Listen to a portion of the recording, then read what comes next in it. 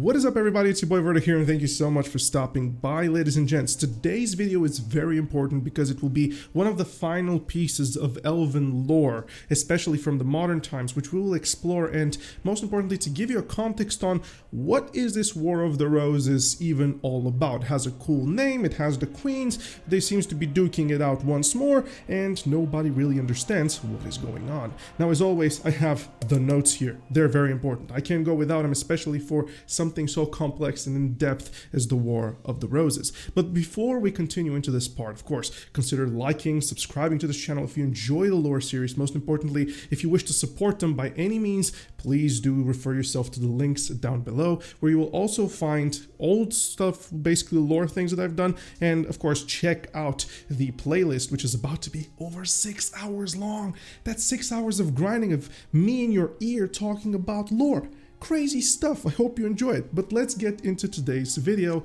the War of the Roses. But we have to talk a little bit about the past, as always. Quite some time ago, okay, not quite some time ago, but some time ago, a definitive amount of time ago, we experienced a thing known as, in Kamasylvia, there was a great flood of black spirits. The black spirits of Kamasylvia, they invaded the entirety of the region, and the expelling of the black spirits came at the cost, the very big cost of the light of the Kamasylvian tree. You could say that in a very fast and summarized way. Now, at this particular time, or rather slightly before this, you could say, or slightly after that, is the most important bit of the Kamasylvian lore around Queen Catherine Ornette, the third before our current Brolina Ornette, who was at the time the ruler, the top upper echelon of the Ornette family. Now, Ornette, as much as it is a title of essentially you being a noble into that power hierarchy of the elves. Remember, they don't have noble families. No, all of them are family, like all of them are literally sisters, but the thing is that power is what creates that upper echelon of Ornette. And on the other side of the spectrum, we have Viorencia Odor and the future Sether Odor. So let's just leave that as it is without complicating it too much. See, at one particular time during this entire conflict, Catherine lost her life due to an Ainel plot, which was derived out of the future queen as a way to usurp the throne of Kamasylvia, so she would become a queen. And Amelia, the mad so-called queen of the Kamasylvia, became the ruler at that particular point. It's very important here to say that this was a plot twist and an assassination, pretty much a coup of a sort to take over the throne of Kamasylvia. All of this was unfortunately because of the manipulation which stemmed from Ibidor in Odraxia and the Sefer Ahibs. To keep you on to the story and to kind of make sure we don't break a continuum, at this particular time, Brolina and Viorenciodor, they move away, they take the corpse of Catherine, who is actually at this particular time still alive, and they flee to Odilita. And as they were about to move past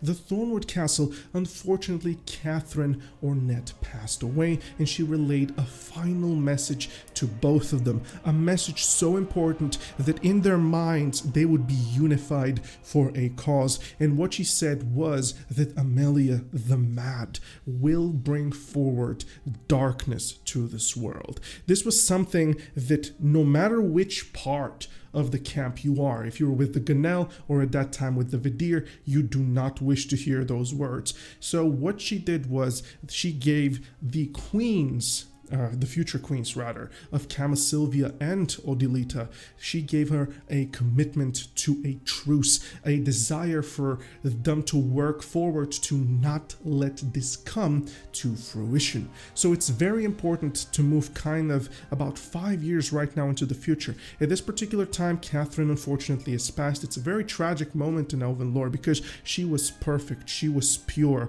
she was nothing but a great person, and she suffered a horrific fate, which pretty much stemmed from a ploy. Now, Brolina Ornette, the current ruler, as we know of modern times, she spent 5 years in Odraxia with Viorenciodor, and she basically exchanged, kind of, you could say, on an experience exchange quest, you could say it as such. Fact of the matter was that they tackled the most important and the most groundbreaking elven conundrums. Things like, what do they do with the trees? They really spoke in depth. We know this to be a fact. They spawned profound, and with time in her quote-unquote captivity, as the Amelia the Mad propagandized, she said that she was held there, or net, as a hostage under harshest circumstances. One thing in particular was that really wasn't true. Ornette was pretty much being taken very well care of, while it was hard on her because she had to witness what Odilita is, what the Vidir have become. She felt pity for them. She felt like none of this is reasonable, while she was watching what they had to do to survive. And Odor at this particular time, Viorencio Odor, with all of these exchanges, they met themselves soon, and their gazes were ones of friendship. Pretty much admirable characters, not just for themselves, but to one another. They really enjoyed each other's company, and most importantly, some sort of love began to appear for them. They grew very fond of one another. So at this particular time, they vowed to one another that this friendship will never cease to exist, and they vowed, in particular, Brolina vowed to Viorencia that she will protect Kamasylvia and she will protect the elves first and not look for the tree to be first. And what Viorencio Odor on her side promised was to lift this veil off of her sisters, the Ahib, the fallen Vidir, so to say, and to make sure that a plan, which will take a long time, was devised to unify the elves, or rather to stop this conflict. And now we're brought forward a little bit into modern times. So in this particular moment, unfortunately, a rebellion within the Vidir from the innards starts to brew. And of course, Sefer Odor pronounces herself, right? She just says that she is an Odor. Fact of the matter is that she has absolutely no claim. She is just an Ahib. But due to Ibidor's yet even more manipulations, unfortunately, this entire motif of basically Sylvia being either with the Ganel in the Kamasylv tree, or Sylvia being with the Ahibs in the Kuturan tree. Unfortunately, she was left into the middle of it due to manipulation, and she didn't believe either of this, but in fact, a very twisted and a horrific lie was ingrained in her, and that lie was that Sylvia is actually Hadum, and Hadum is not the god of despair, but instead it is Sylvia. And that is one of those times in particular where Ibidor did very well, because all of this is the worst thing that can happen to you, but yet, unfortunately, due to Sephir's powers, due to the fallen Ahibs of Thornwood, they're a very formidable force.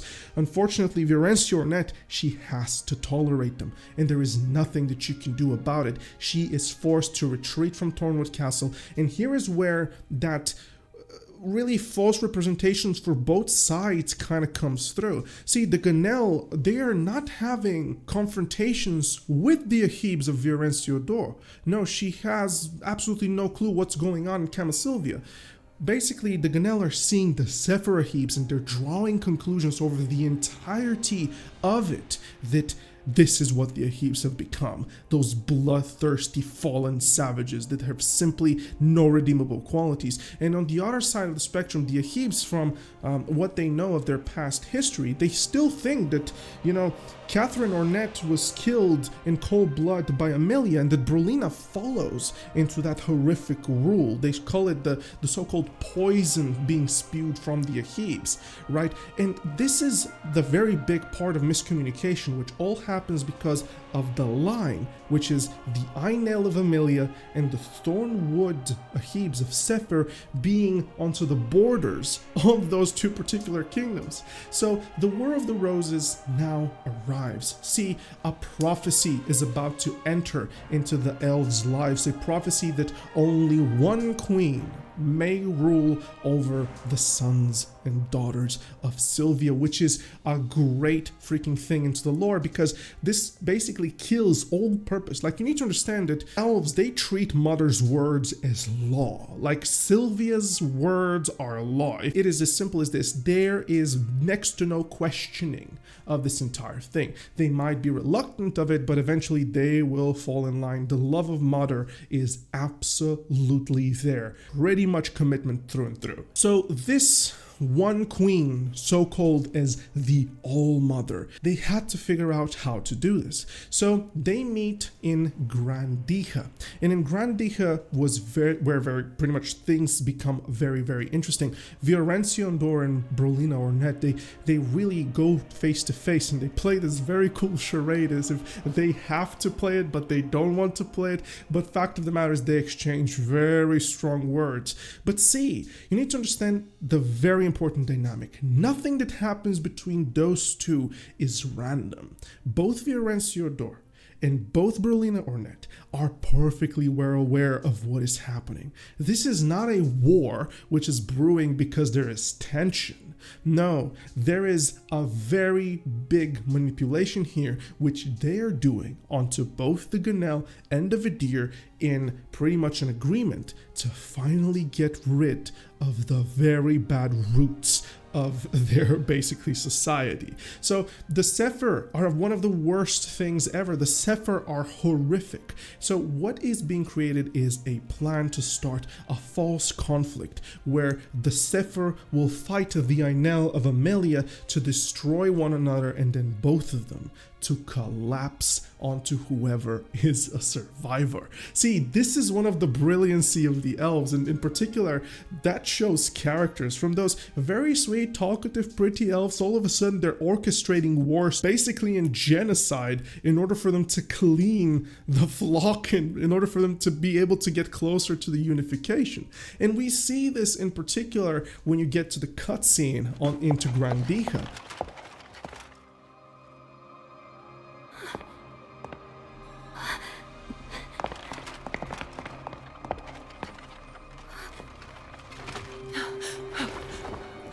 Helon!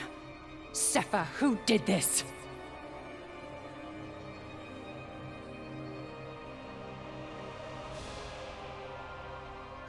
The fallen god.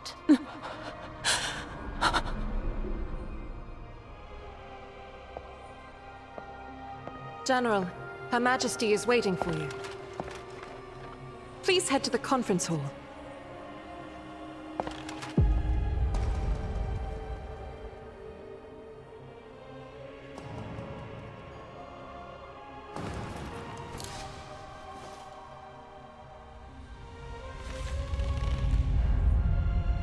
General, get down!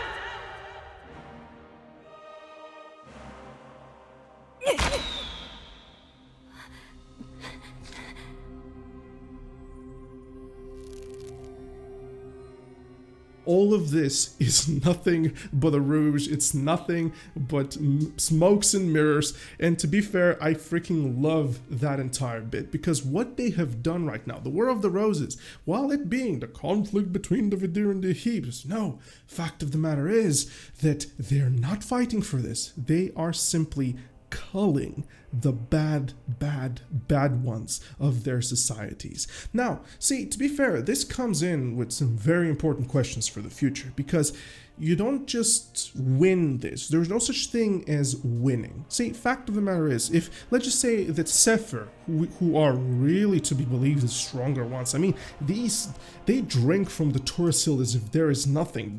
They basically worship Zarka in one sense or another. They have incredible amounts of power. See, the Sefer are perfectly capable into obliterating the Ainel, despite the fact that the Ainel are also tapping away from the Kamasylvian spirits in the tree. And it is a very important conflict. And of course, we fight Sefer. If you're from the Gunnell side, we fight Sefer. Or if you're from the Vidir side, you fight Narkilin. So it's a very cool conflict which is supposed to eradicate the issue. But another situation arises from this. Us, the player, once the war is over, the winner is not determined over the war won. The Kamasylvian spirits and the entirety of the Vidir, Ahibs, and every denizen of Odilita and Odraxia will have a choice. And here's the thing, we believe that us players will also get to decide who wins this. And the All-Mother, whoever it is, whether it's Berlina or Net or Viorencio Dor, then we do not simply know what will be the repercussion coming from the other side. Because think of it like this, what if Berlina becomes the All-Mother? Now her Net will have to answer for her atrocities into the Odraxia situation. The Echidna Convent, probably it will be all about Nova and the homunculi there. She has to answer about grafting the tree to the Kuturan, so she created a Turasil, which is pretty much taboo, not taboo, it's heresy in Elven law, let's just say it like this. There is one tree and one tree alone, but you know, it could spark another issue, but fact of the matter is that both of these, as long as they live and breathe, a vow is made so that no such thing can occur. Bygones be bygones, as they say. So War of the Roses is a very interesting, you know, conflict, an entire orchestration, a very clever elf manipulation, you could say it so, in order for, as I said earlier, this entire conflict to be down. And if there is a chance for Elven unification, which the entirety of the world prefers, by the way, we don't want to fight the Ganel and the Vidir, because whoever you fight, it's horrific, and most importantly, the future of the world could be at stake from such conflict. I hope you enjoyed this video, ladies and gents, and I hope that I have earned your subscription. If you want to see more, of course, make sure you check out the playlist, make sure you support the channel, click on all those videos, they're here for you guys. With that said, love you to death, and as always, a kiss, mwah, see you soon, bye bye.